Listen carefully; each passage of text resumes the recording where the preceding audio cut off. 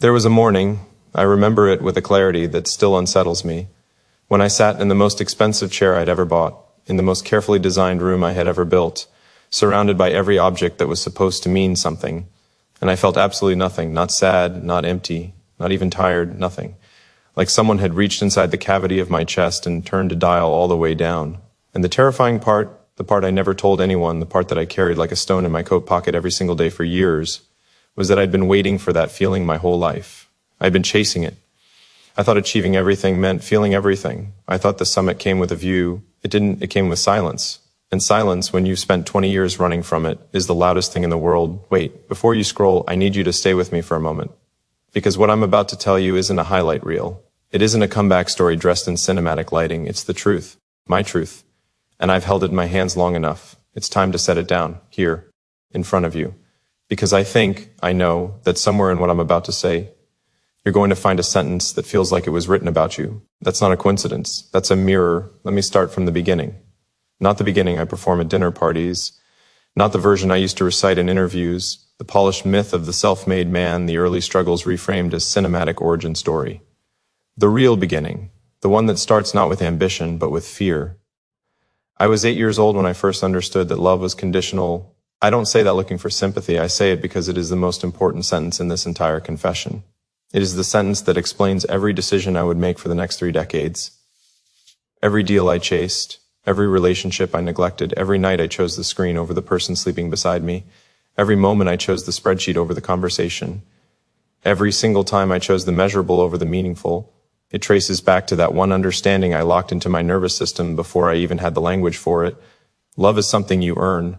If you perform well enough, if you achieve enough, produce enough, prove enough, then you get to be loved. And if you stop, if you slow down, if you fail, well, that's when people leave. So I never stopped. I built a morning routine before morning routines were something people filmed. I was awake at 4:30 before the sun decided whether it was worth rising. I built systems. I built frameworks. I built habits with the precision of an architect designing a cathedral. Every brick intentional, every angle calculated, every detail in service of the larger structure. I built a body people commented on. I built a bank account people envied. I built a reputation that preceded me into every room. I built a network that could open any door. I built a schedule so efficient that inefficiency felt like sin. I built walls around my vulnerability so thick, so high, so perfectly rendered, that even I forgot there was something living inside them. I built and built and built, and I called it a life. Here's what I didn't build. Presence. The ability to sit across from another human being and actually be there. Not mentally cataloging my to-do list, not formulating my next response, not calculating the opportunity cost of the conversation, but genuinely, fully, completely there, in the room, in the moment, in the relationship. I didn't build that. I didn't even know it was a skill. I thought presence was passive. I thought it was what people did when they had nothing better going on. I was so wrong. I was so catastrophically, beautifully, mercifully wrong. Tell me something. And I want you to be honest. Not performatively honest, not social media honest, where you admit one small flaw so the algorithm reads you as relatable. Genuinely, privately, quietly honest with yourself right now. When was the last time you were fully present? Not physically in the room, present. When was the last time you sat with someone you love, someone who matters, someone who's chosen you, someone whose presence is a gift you keep forgetting to unwrap, and gave them everything? Not the leftover version of you. Not the version that's been through 3 meetings and 11 notifications and a lunch you barely tasted. The real version. The version that remembers why you chose this person. The version that exists beneath the performance. When was that? Because for me, the honest answer, when I finally allowed myself to look at it directly, was devastating. I couldn't remember. There was a woman. I need to tell you about her carefully, because she is not a metaphor. She is not the romantic climax of this story. She is not the woman who saved me because she didn't save me. That's not what she did, and it would diminish both of us to frame it that way. She was just honest, in a world I had carefully curated to reflect only my successes back at me, in a life I had architected so that failure and vulnerability had no address, no room, no chair at the table. She was simply, devastatingly, faithfully honest. She told me things no one else would say, not because she was cruel, because she cared enough to risk the discomfort. She said, "You're here, but you're not here." She said, "I can feel when you leave the room, even when you're still sitting in it." She said, "I don't need more of your achievements. I need more of you." And I did what I always did with information I couldn't optimize my way out of. I got defensive. I told her she didn't understand what it took. I told her the pressure was real. I told her that the machine required a certain level of dedication, and if she loved me, she would understand that.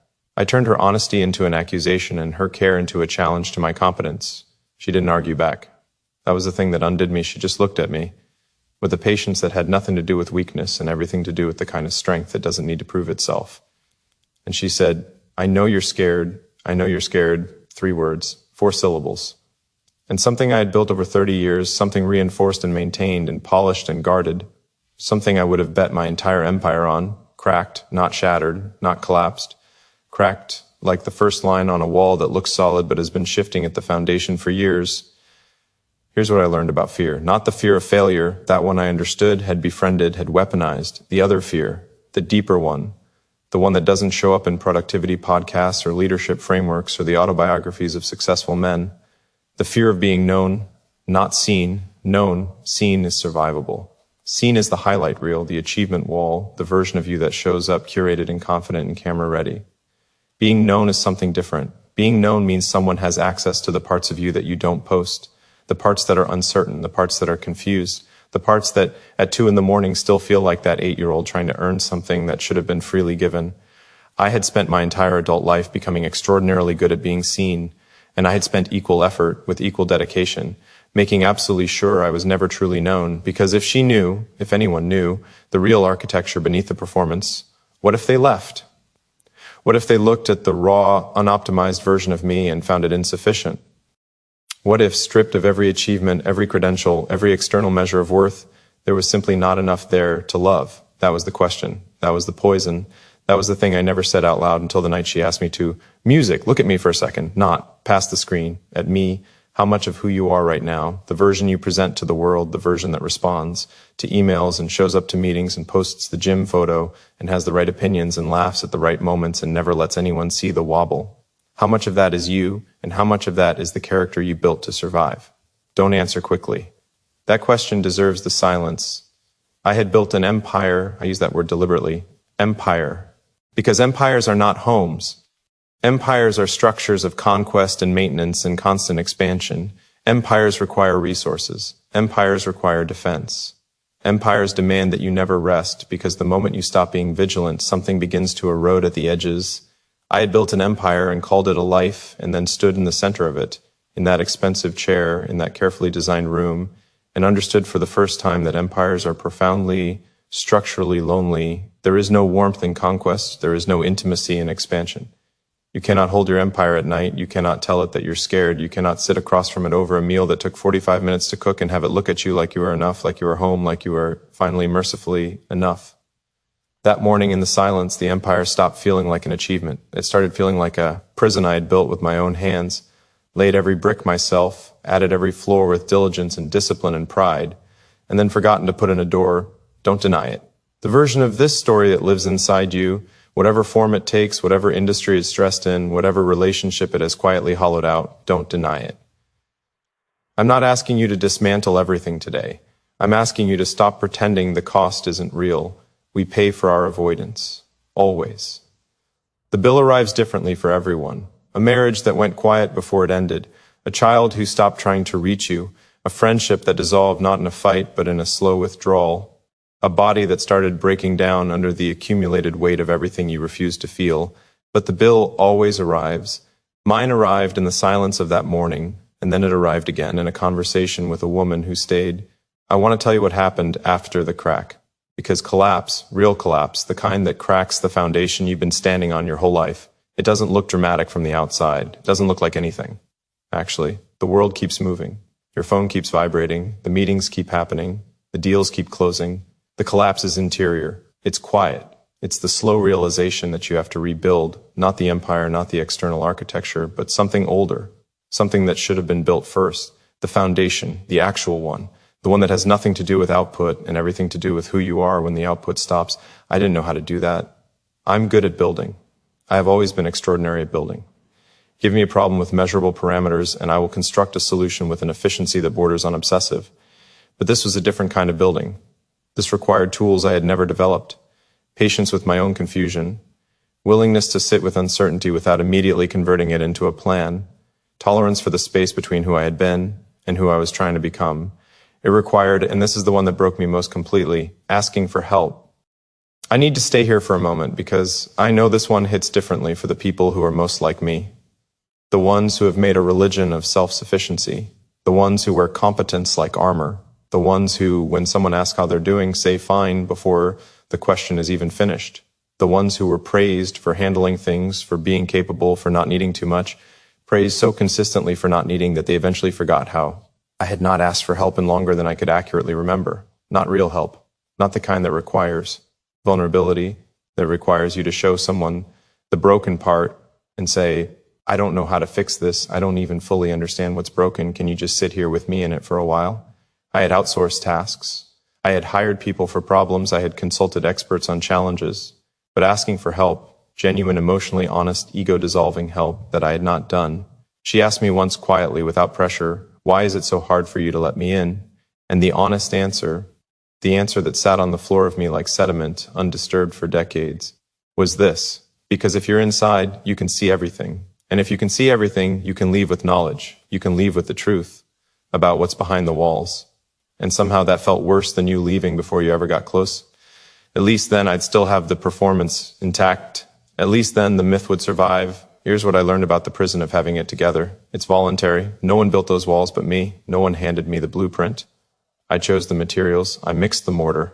I laid each brick with pride, believing I was constructing something protective. And for a while, for a long, productive, externally successful while, it worked. The walls kept out the cold. The walls kept in the performance. The walls allowed me to function at a level that earned respect, admiration, results. But walls that protect also contain. And a life spent behind walls, however elegant, however high, however painstakingly constructed, is not a life that has ever really breathed. I hadn't breathed in years. I just hadn't noticed because I was moving too fast to feel the suffocation. The rebuilding didn't happen in a moment of cinematic revelation. I want to be clear about this because the mythology of transformation is one of the most damaging stories we tell ourselves. The idea that change arrives in a single instant, a blinding clarity, a before and after photograph where the before is gray and the after is luminous. That's not how it happened. That's not how it happens for anyone. It happened in small, almost invisible choices, daily choices, ordinary choices that, accumulated over time, began to shift something in the architecture of who I was. It started with a meal, one evening, a Tuesday, I think, because transformation is indifferent to the poetry of timing. I closed the laptop, not because the work was finished. The work is never finished. I closed it because she was in the kitchen and something was on the stove and there was a conversation happening that I kept half participating in while keeping one eye on the screen. I closed it. I put my phone face down. I walked into that kitchen and I was there, not performing, being there, not doing the thing where you're physically present but mentally cataloging 17 other things. There, in the ordinary, unremarkable, sacred ordinariness of a Tuesday evening with someone who had chosen to be patient with my learning. And she looked at me, and she smiled. Not the smile of someone who has been waiting for this and is now vindicated. The smile of someone who is simply glad you arrived. That was it. That was the first brick. Here's what I learned about presence. It cannot be optimized. It cannot be scheduled into a time block between the workout and the strategic review. It doesn't respond to efficiency. It doesn't care about your productivity system. Presence is not a task to complete. It is a state to inhabit. And inhabiting it requires exactly what achievement culture trains you to eliminate: slowness, uncertainty, the willingness to be in something without immediately converting it into an outcome. Presence is the practice of arriving not at a destination, not at a milestone, at the moment, at the person in front of you, at the version of yourself that exists underneath everything you've constructed. I had to practice it, like a language I had never spoken. Clumsily at first, haltingly, with the self-consciousness of a man relearning how to walk after he's been running on broken bones for so long he forgot what healed felt like. But I practiced. I started listening differently. Not the way I used to listen, measuring information, calculating responses, waiting for the moment I could contribute something useful, actually listening to the words beneath the words, to the feeling beneath the sentence, to the silence that sometimes speaks louder than anything verbal. She was telling me once about something small, something I would have previously classified as trivial, filed under the category of things that don't require strategic attention, and I made myself stay with it. I made myself resist the urge to solve it or reframe it or move us efficiently toward resolution. I just let her have the thing she was having. I let her voice fill the room without competing for space. Afterward, she said, "That's the first time in a long time that I've felt heard." I didn't know whether to feel proud of that or ashamed. I settled on both. Here's what I learned about the difference between a home and an empire. An empire is built to impress. A home is built to hold. An empire is measured from the outside, by scale, by conquest, by what it looks like to those standing at its perimeter. A home is measured from the inside, by warmth, by safety, by whether the people within its walls feel that they can set down what they're carrying. I had built an empire. I had built it with genuine skill and extraordinary effort, and I will not deny that there is something in me that remains proud of what was constructed. But I had neglected the home, the inner structure. The place where two people sit together on an unremarkable Tuesday in the absence of drama is not emptiness, but peace. I didn't know peace. Not really. I knew the relief that follows achievement, the temporary easing of anxiety that comes after closing a deal or completing a goal or receiving external validation. I mistook that relief for peace the way a man dying of thirst might mistake salt water for something drinkable. The sensation is there, the satisfaction is not. Real peace, the kind I'm still learning, still practicing, still discovering, doesn't require anything to have just happened. It simply is. It lives in the ordinary, in the sufficient, in the recognition that this conversation, this meal, this Tuesday, this person choosing to remain is already completely more than enough. Don't deny it. You've been chasing the feeling. You already have the raw materials you've been postponing presence because you believe. You have been trained to believe by every metric and milestone and performance review and social comparison you've ever encountered that you haven't earned it yet. That rest is a reward for completion, and completion is always one more thing away. It isn't. That isn't what this life is. There is something I want to say about authenticity. Not the word. The word has been so thoroughly commercialized, so relentlessly performed, that it has almost lost its meaning. I mean the actual thing. The raw, unpolished, unoptimized reality of showing someone who you are beneath the architecture. I had a conversation, a real one, the kind that requires courage, where I told her everything I've told you tonight.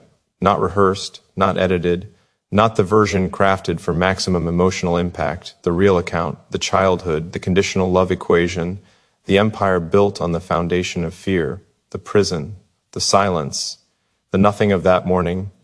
I told her, and then I sat in the discomfort of having told her, in the naked exposure of having removed the walls, and I waited.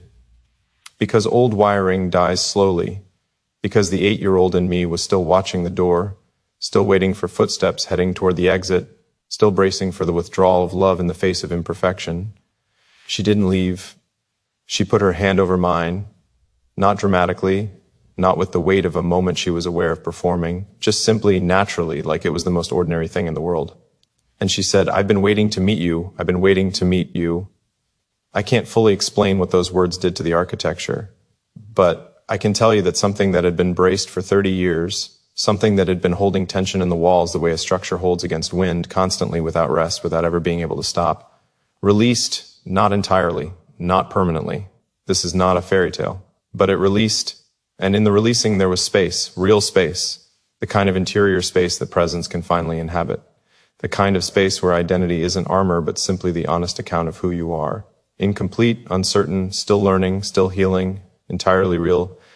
Here's what I learned about collapse. I spent years fearing it. The idea that something I had built might fall, that the structure might reveal a flaw, that the performance might stumble, that someone might see the crack, operated in me as pure terror. I would add another layer of achievement to cover any area that felt soft. I would work harder, perform better, optimize more aggressively, because the alternative, collapse, felt like death. Collapse is not death. Collapse is mercy. The collapse of something false creates the only real opportunity to build something true.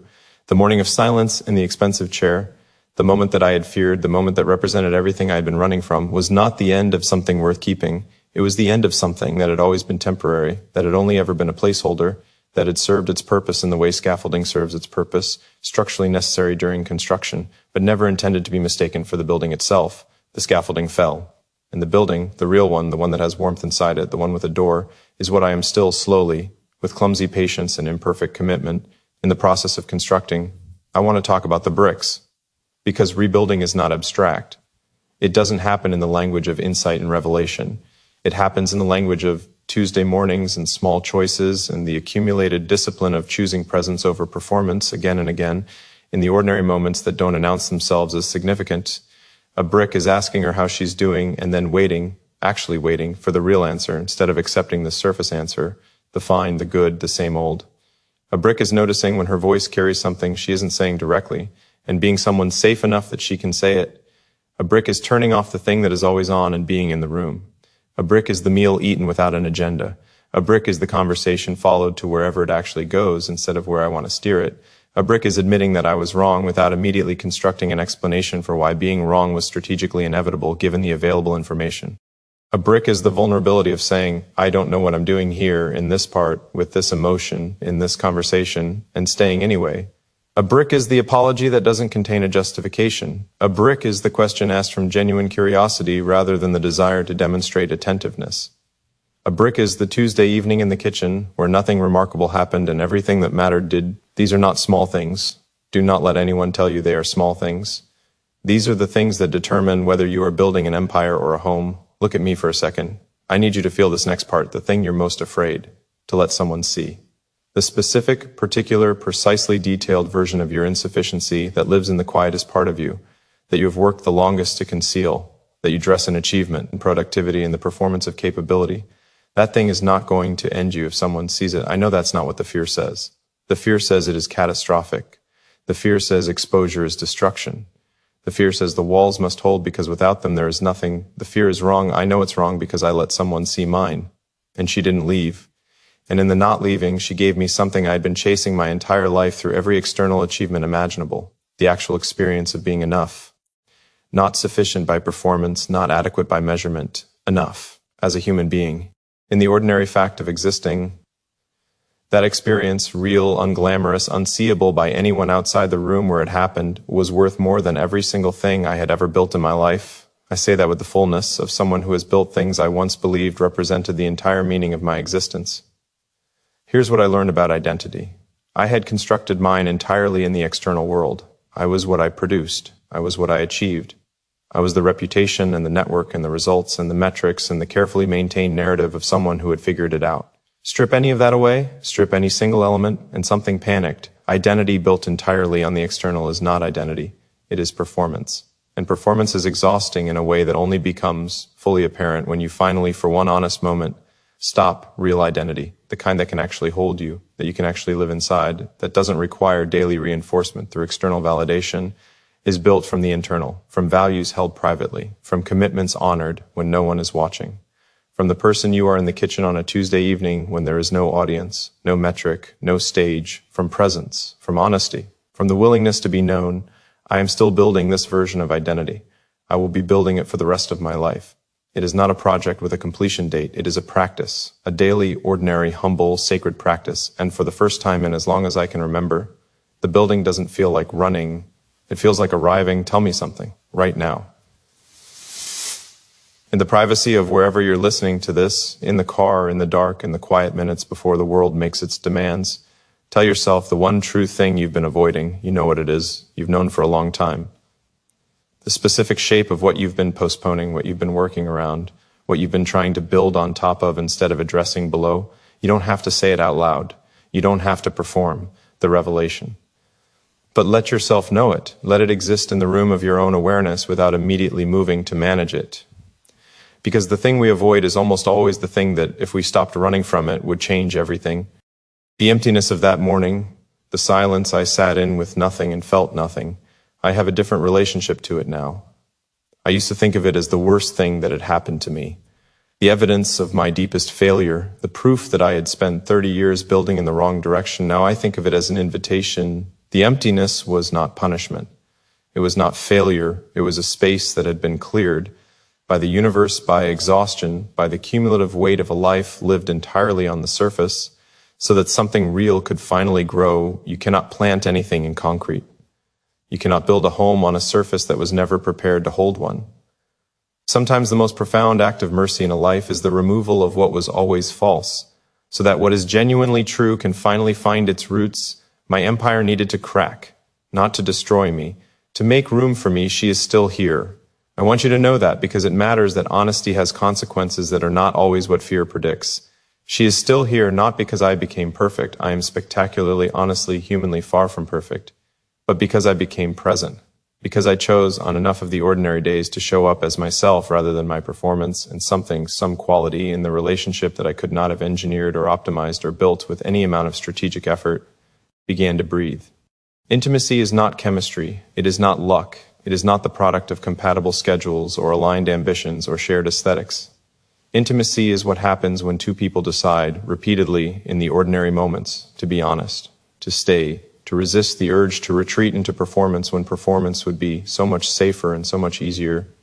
It takes courage. The kind that doesn't make noise.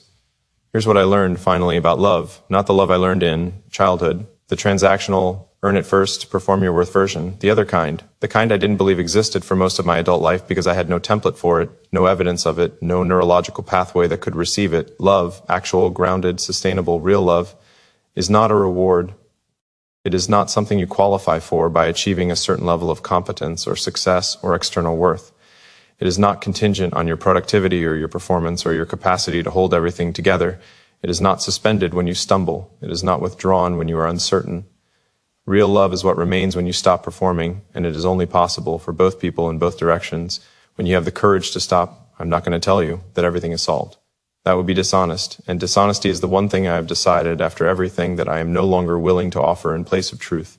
There are still mornings when the old wiring fires, when I feel the familiar pull toward output, toward achievement, toward the comfort of measurable progress, as a substitute for the more complex and uncertain work of genuine connection.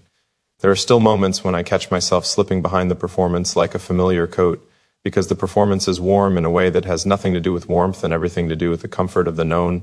But now I notice it. Now I have a name for it. Now I have a woman across a kitchen table who will, with patience that has not run out yet, look at me with the particular expression that means come back, not as a demand, as an invitation, and I come back. Every time I remember to, I come back. Wait, before you close this, before you go back to what you were doing, before the screen gets filled with something else and this particular voice fades into the accumulated noise of everything you've consumed today. I want to ask you something real, not rhetorical, not designed to motivate you towards some version of life I'm selling. A genuine question from someone who found the hard way that the most important things are rarely what we've been measuring. What are you building right now? With the hours and the energy and the attention and the love that you have available to you in this specific unrepeatable season of your life, what are you actually building? Is it a home or is it an empire? Is it the kind of thing that will hold warmth inside it, that can carry the weight of real intimacy, that will still have meaning on the morning when you sit quietly in its center and feel the truth of what you've made? Or is it a structure that is impressive from the outside, that reflects well in the right kind of light, that satisfies the performance requirement, but that no one, including you, has ever actually lived inside? Don't answer for the crowd. Don't answer in the language of your productivity system or your 5-year plan or the version of yourself you present to people who expect a certain response. Answer from the quiet place, from the place that is always known. I kept this secret because I was ashamed of the emptiness. I was ashamed that I had optimized everything visible and neglected everything essential. I was ashamed of the conditional love I had been running from and simultaneously recreating in every relationship I touched. I was ashamed of the walls and the performance and the empire that looked like a life from the outside and felt from the inside like a very elegant kind of suffocation. I don't carry that shame the same way anymore, not because I've resolved it, not because I've processed it into comfortable language and filed it away under lessons learned, but because I gave it to someone who didn't flinch. I placed it on the table between us, exposed and unglamorous and fully real, and she looked at it and she looked at me and she said, "I'm glad you showed me. That is what I wish for you. Not success, not the achievement of whatever specific mountain you are currently climbing with everything you have. Not the external validation or the deal closed or the goal reached or the body achieved or the net worth accumulated or the reputation established. I wish for you someone, one person anywhere in your life in whatever form that takes, who looks at the unedited version of you and says, I'm glad you showed me, and I wish for you the courage to show them. Look at me for a second. You've been carrying something. I know because you're still here. People who are not carrying something don't stay for this. They scrolled away 3 minutes in. You stayed because something in what I've been saying has its hand on something in you. And I don't know what that specific something is, but you do set it down, not forever, not all at once. Start with Tuesday, start with the kitchen, start with the laptop closed, and the phone face down, a human in front of you, given the gift of your complete and undivided and unremarkable and extraordinary presence. Start with one brick. The home is built one brick at a time. There is no other way. There is no shortcut, no optimization, no system efficient enough to produce intimacy without the slow, humble daily commitment to showing up as yourself and letting the people who choose you actually find you there. This is the truth I kept for too long, that the most important building I will ever do cannot be measured, that the most significant achievement of my life is not visible on any spreadsheet, that the version of me worth knowing was never the version performing for approval. It was always only the version willing to be still, to be honest, to be known, that the silence in the chair was not my end, it was my beginning, and this, all of this, every ordinary, unremarkable Tuesday of presence and honesty and imperfect commitment to something real, this is not what I thought a life looked like. It is so much better. The altar I built to achievement is not where I live anymore. I live in the kitchen, in the conversation that doesn't go anywhere efficiently but goes everywhere that matters, in the Tuesday evenings that look like nothing from the outside and feel from the inside like everything I was always looking for, beneath everything I was always building. That is the secret. That is the truth I owed you. That is what you deserve to know.